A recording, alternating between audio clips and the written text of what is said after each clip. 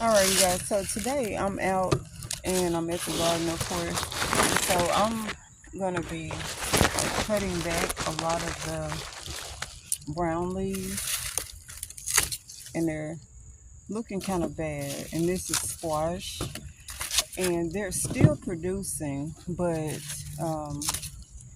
it does definitely need to be cut back. And I'm cleaning out a lot of the leaves and stuff.